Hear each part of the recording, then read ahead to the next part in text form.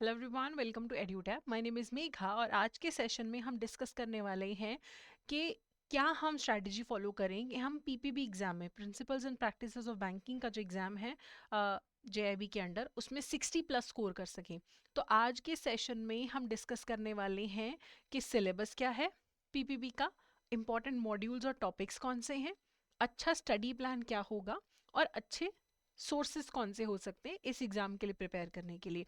अब इन सब के बारे में बात करने से पहले मैं आपको बताना चाहती हूँ कि देखिए, अगर आप अच्छे से जेआईबी एग्जाम के लिए प्रिपेयर करना चाहते हैं ना, एक तो आपको पता होना चाहिए इंपॉर्टेंट टॉपिक्स कौन से हैं, दूसरा प्रीवियस ईयर क्वेश्चंस कौन से हैं और इंपॉर्टेंट एमसीक्यूज कौन से हैं। तो ये कहाँ से मिलेगा आपको सब कुछ? इसी वीडियो के डिस्क्रिप्शन में ना आपको लिंक मिलेगा ई बुक्स का, जिस पे क्लिक करके आप ये ई बुक्स को डाउनलोड कर सकते हैं और अपनी प्रिपरेशन को जेआईबी एग्ज़ाम की जो रिक्वायरमेंट है उसके हिसाब से अपनी प्रिपरेशन आप कर सकते हैं। ठीक है, चलिए आगे बढ़ते हैं। अब हम ना सिलेबस की बात करते हैं। देखो, अब हमें डिवाइड कैसे करना है सिलेबस को, तो डिवाइड एंड रूल की पॉलिसी रखो। आपको पता होना चाहिए कि क्रिटिकल यानी कि सबसे इंपॉर्टेंट मॉड्यूल कौन से हैं जेआईबी एग्जाम के लिए, पीपीबी सब्जेक्ट के लिए। फिर एसेंशियल यानी कि सेकंड मोस्ट इंपॉर्टेंट कौन से हैं। फिर एडिशनल टॉपिक्स या चैप्टर्स वो हैं जो टाइम है तो आपको करने हैं। ठीक है, तो आपको सिलेबस को ना मैं 3 पार्ट्स में डिवाइड करी हूँ। क्रिटिकल जो आपको करके जाना ही है, छोड़ ही नहीं सकते ये चैप्टर। असेंशियल, क्रिटिकल होने के बाद असेंशियल भी जरूर करने हैं। ठीक है, और लीस्ट प्रायोरिटी पे आपको एडिशनल वाली चीजें रखनी है। ठीक है, तो अगर हम आपके पेपर में मॉड्यूल्स की बात करें तो ए और बी को हम क्रिटिकल बोल सकते हैं कि भैया ये तो बहुत ही इंपॉर्टेंट है, करके ही जाने हैं। तो पीपीबी में 70% पेपर जो है आपका वो ए और बी मॉड्यूल से आता है। फिर उसके बाद सी मॉड्यूल है, सबसे कम इंपॉर्टेंट है डी मॉड्यूल। ठीक है, तो critical, essential, additional, A B C and D, ये इंपॉर्टेंस है। अब आपके लिए क्रिटिकल कौन से चैप्टर्स हैं, कौन से मॉड्यूल्स हैं आपके ना, हमने जो पूरा सिलेबस है उसको मैंने क्रिटिकल, असेंशियल और एडिशनल में देखो ये डिवाइड कर दिया हुआ है। ठीक है, तो आपका जो ए मॉड्यूल है, सिलेबस की बात कर लें, बैंकर कस्टमर रिलेशनशिप बहुत इंपॉर्टेंट चैप्टर है। AML, KYC guidelines, operational aspects of KYC, opening accounts of various types of customers. जो आपका ए मॉड्यूल है ना, ये तो क्रिटिकल है, अच्छे से करके जाना है इसको। ठीक है, तो इसमें ज़्यादातर ए मॉड्यूल में वो चीज़ें हैं जो आपको आम तौर पर बैंकिंग सेक्टर में देखने को मिलती हैं, अपने जॉब पे आपको देखने को मिलती हैं। ठीक है, तो ये वाले आपके वो चैप्टर्स हैं सारे जिन्हें हम ए मॉड्यूल में क्रिटिकल मान रहे हैं। जो ये क्रिटिकल वाले वो चैप्टर्स हैं जो करके ही जाने हैं। पहले हम उन चैप्टर्स की बात करें। ठीक है, तो आप अगर अपना जेआईबी का सिलेबस ओपन करके देखेंगे ना, तो वहां पे आपको ए मॉड्यूल के चैप्टर, फिर बी के, फिर सी के और डी के दिए गए हैं। अब ए में से सबसे इंपॉर्टेंट ये आपको लिस्ट मिल रही है। अब ये आपको पीडीएफ कहाँ से मिलेगा इसका? टेलीग्राम चैनल है हमारा, टेलीग्राम चैनल का लिंक भी आपको डिस्क्रिप्शन में मिल जाएगा, तो वहां पे जाकर आपको इसका पीडीएफ मिल जाएगा। ठीक है, तो ये वाले सबसे क्रिटिकल वाले चैप्टर्स हैं आपके जो करके ही जाने हैं। ठीक है, फॉरेन करेंसी अकाउंट्स वाला, payment and collection of cheques and other negotiable instruments, ancillary services जिसमें डिमांड ड्राफ्ट वगैरह की बातें होती हैं, और ये आरबीआई इंटीग्रेटेड ऑम्बड्समैन स्कीम। तो ये कुछ चैप्टर हैं जो आपकी क्रिटिकल हैं, करके ही जाने हैं और मॉड्यूल ए में से। अब मॉड्यूल ए में से वो चैप्टर जो क्रिटिकल के बाद सेकंड इंपॉर्टेंस पे आते हैं, सेकंड लेवल की इंपॉर्टेंस पे आते हैं, कंज्यूमर प्रोटेक्शन एक्ट, आरटीआई। अब एसेंशियल वाले छोड़ के नहीं जाने हैं, लेकिन क्रिटिकल वालों को सबसे ज्यादा इंपॉर्टेंस देनी है। फिर एसेंशियल वाले चैप्टर्स करने हैं।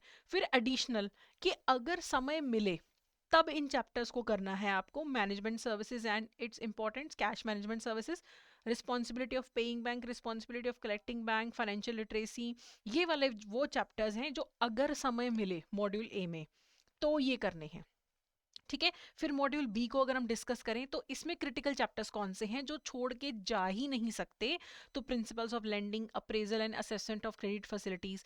आप में से जो लोग लोन वाला काम करते हैं ना, लोन्स हैंडल करना, एप्लीकेशंस वगैरह, उनको ये सारी चीजें पता हैं काफी सारी। ठीक है, operational aspects of loan accounts, charging securities, कौन कौन से मोड्स हैं, रिकवरी लॉस कौन से, ये सरफेस सी, डेट रिकवरी ट्रिब्यूनल, वो सारी चीज़ें आती हैं।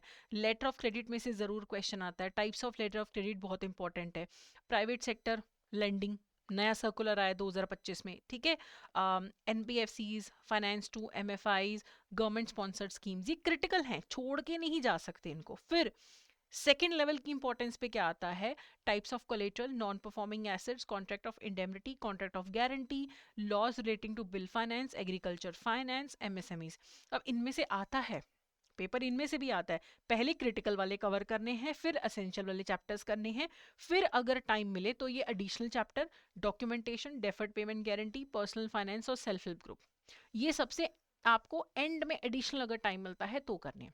सी मॉड्यूल में सबसे क्रिटिकल क्या है, ये essentials of bank computerisation, alternate delivery channels, data communication network, digital payment systems, impact of technology adoption and trends in banking technology, critical हैं, करके ही जाने हैं। ये हो जाए फिर असेंशियल वाले करने हैं, ये 2 चैप्टर ये तब करने हैं जब क्रिटिकल हो जाए, और फिर अगर समय मिलता है तो operational aspects of C base environment, ये वाला भी चैप्टर कर लेना। डी मॉड्यूल में ये 2 चैप्टर हैं, एथिक्स, बिजनेस एथिक्स और वर्क प्लेस एथिक्स वाला, ये आपको जरूर करके जाना है। फिर ethics eight individual level, ethical dimensions, banking ethics, ये पहले वाले करने के बाद फिर इनको कवर करना है, ठीक है। मॉड्यूल डी में कुछ भी मैंने एडिशनल कैटेगरी में नहीं डाला, 5 ही चैप्टर हैं, ठीक है, और बहुत कम समय लगेगा आपको इनको कवर करने में। अब हमने बात कर लिया सिलेबस के बारे में, ठीक है, सिलेबस मैंने आपको पूरा दिखा दिया, लेकिन उसको मैंने इस तरीके से दिखाया कि कौन सा सबसे पहले करने हैं चैप्टर, कौन से बाद में, और कौन से फ्री टाइम हो तो करने हैं, ठीक है। अब इसमें से भी मैं आपको कुछ इंपॉर्टेंट क्रिटिकल इनके आगे टॉपिक्स बता दूं, जैसे चैप्टर 1 है, उसमें बहुत सारे आगे टॉपिक्स हैं, अब उनमें से भी जो सबसे ज्यादा क्रिटिकल है उनके बारे में भी बात करेंगे। तो अगेन इंपॉर्टेंट मॉड्यूल सबसे ज्यादा कौन सा है पीपीबी में, ए एंड बी, ठीक है। फिर सी सबसे कम इंपॉर्टेंट है, डी मॉड्यूल है। लेकिन डी मॉड्यूल के बारे में एक इंटरेस्टिंग बात है कि हल्का सा भी आप इसको पढ़ के चले जाओगे ना, 5 चैप्टर अच्छे नंबर ले आओगे आप इसमें, ठीक है। तो कभी भी मैं कुछ भी छोड़ के जाने को नहीं बोलूंगी आपको। अब क्रिटिकल सब टॉपिक्स कौन से, सारे मॉड्यूल्स में से सबसे इंपॉर्टेंट टॉपिक कौन से, सब टॉपिक, अभी तो हमने मेन चैप्टर बता दिया ना आपको कि ये इंपॉर्टेंट, कम इंपॉर्टेंट, सबसे कम। अब कुछ सब टॉपिक्स हैं कि आगे आगे छोटे छोटे टॉपिक्स हैं जो आपको जरूर करने हैं। तो मॉड्यूल ए में से बैंकर कस्टमर रिलेशनशिप क्या है, बैंक होने की क्या रिक्वायरमेंट है, एएमएल एंटी मनी लॉन्ड्रिंग का सेटअप क्या है, मनी लॉन्ड्रिंग क्या है, ऑपरेशनल एस्पेक्ट्स ऑफ केवाईसी क्या है, इंडिविजुअल कस्टमर के अलावा जो कस्टमर्स होते हैं, पार्टनरशिप कंपनी, उनको लेके क्या रूल्स हैं अकाउंट ओपन करने के, डिपॉजिट अकाउंट्स के क्या फीचर्स हैं, garnishee order, cheque truncation system, ठीक है, outward remittances, inward remittances, NRI के अकाउंट्स, रेजिडेंट्स के फॉरेन करेंसी अकाउंट्स, ये जो नेगोशिएबल इंस्ट्रूमेंट्स वाला जो चैप्टर है 12, पूरा करके जाना है। सेफ डिपॉजिट लॉकर के कंडीशंस, डिमांड ड्राफ्ट के conditions, RBI integrated ombudsman scheme, ये क्रिटिकल है।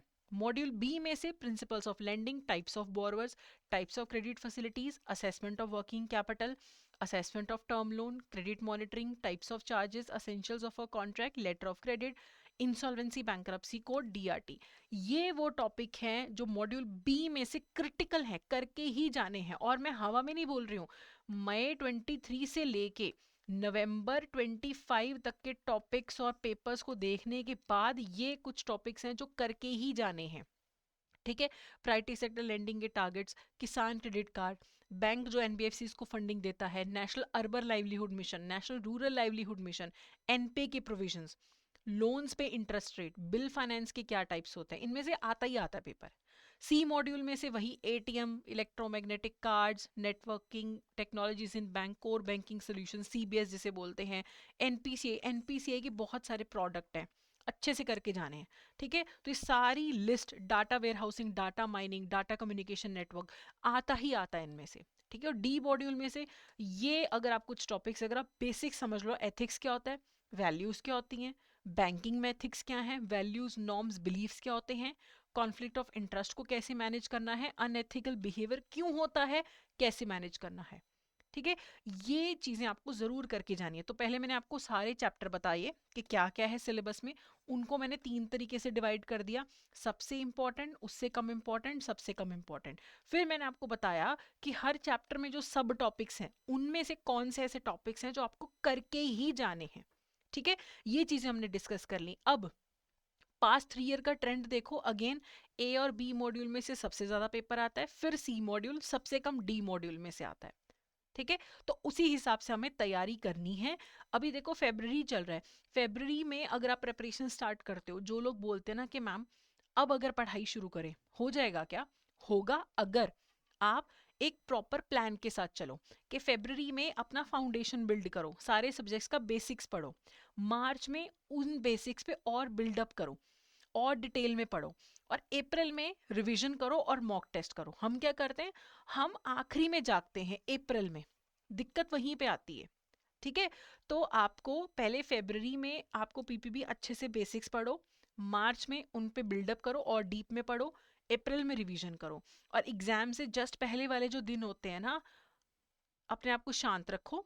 ठीक है, स्ट्रैटेजी आपको पता होनी चाहिए कि आपको जो नहीं आता उसको कैसे हैंडल करना है, जो आता है वो कैसे करना है, स्पीड कैसे मेंटेन करनी है।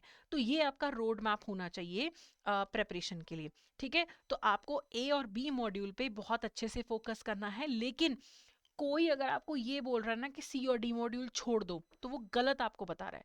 क्योंकि सी और डी मॉड्यूल के अगर आप सिर्फ क्रिटिकल जो टॉपिक्स हैं वो भी करके चले जाओ ना, तो आपको 15 से 20 नंबर का फायदा हो जाएगा, और 15-20 नंबर तो मेक और ब्रेक है।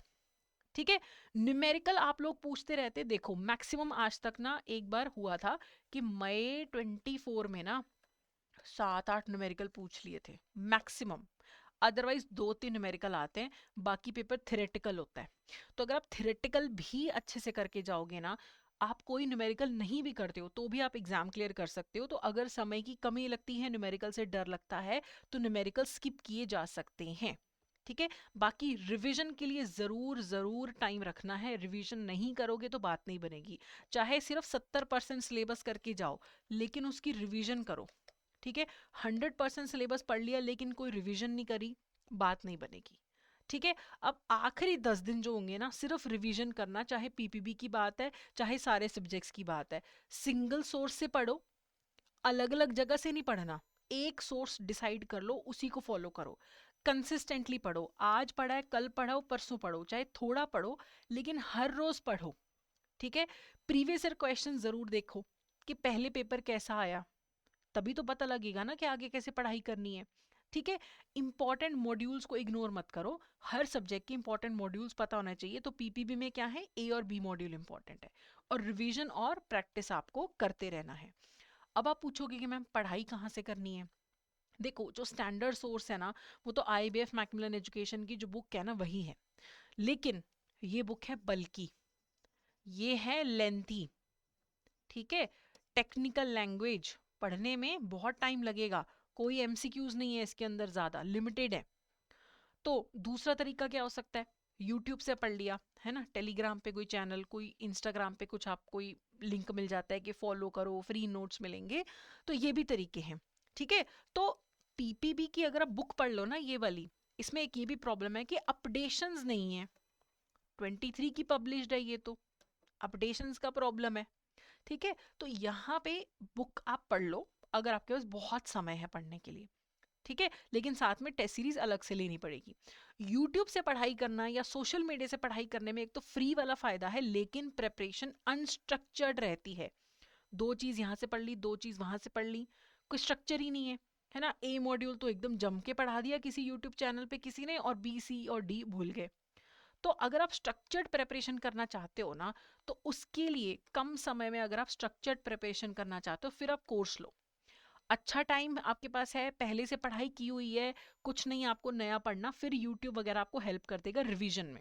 बुक एक बार देख लोगे रिवीजन हो जाएगी, लेकिन अभी तक प्रिपरेशन स्टार्ट नहीं करी है, जीरो से स्टार्ट करना है, देन आई वुड रेकमेंड कि कोर्स आप कोई ना कोई ले लीजिए। उसके लिए मैं आपको रेकमेंड कर सकती हूँ एडुटैप के कोर्सेज। ठीक है, edutap.in पे जाइए, कोर्सेज में जैप पे जाइए। अब देखो, अब आप पूछोगे कि मैम यहाँ पे ना बहुत कुछ नजर आ रहा है, पता नहीं लग रहा कि क्या हमारे लिए क्या अच्छा है। देखो, अगर आप डिटेल में पढ़ना चाहते हो, ठीक है, और आप चाहते हो कि भाई मैं पढ़ना शुरू करूं, जब मेरे को टाइम मिले मैं थोड़ा थोड़ा पढ़ लूं, तो मास्टर कोर्स में क्या है कि 15-15 20-20 मिनट की वीडियोस दे रखी हैं बहुत सारी। तो आप जब टाइम मिले, 15 मिनट मिला एक वीडियो देख ली, सुबह 1 घंटा मिला तो 3-4 वीडियो देख ली, ऐसे कर करके अपने टाइम के हिसाब से जब टाइम मिले रिकॉर्डेड वीडियो देख ली। एग्जाम से बिल्कुल पहले आपको 24 क्लासेस मिलेंगी सारे सब्जेक्ट्स की रिवीजन के लिए। ठीक है। तो अगर आप ये मास्टर कोर्स है, अगर आप सारे सब्जेक्ट्स के लिए प्रिपेयर करना चाहते हो। बाकी देखो पीपीबी की बात कर रहे थे, तो सिर्फ पीपीबी में प्रॉब्लम है कि मैम उसका तो सिलेबस ही बहुत ज़्यादा है ना, ये पीपीबी की प्रॉब्लम है। तो पीपीबी का मास्टर कोर्स है concept classes, live classes, concept notes. तो कॉन्सेप्ट क्लासेस में क्या है, वही 15-15 20-20 मिनट की वीडियोस, और एग्जाम से पहले आपको 6 क्लासेस मिलेंगी लाइव पीपीबी की, जिसमें आपका सिलेबस कवर हो जाएगा।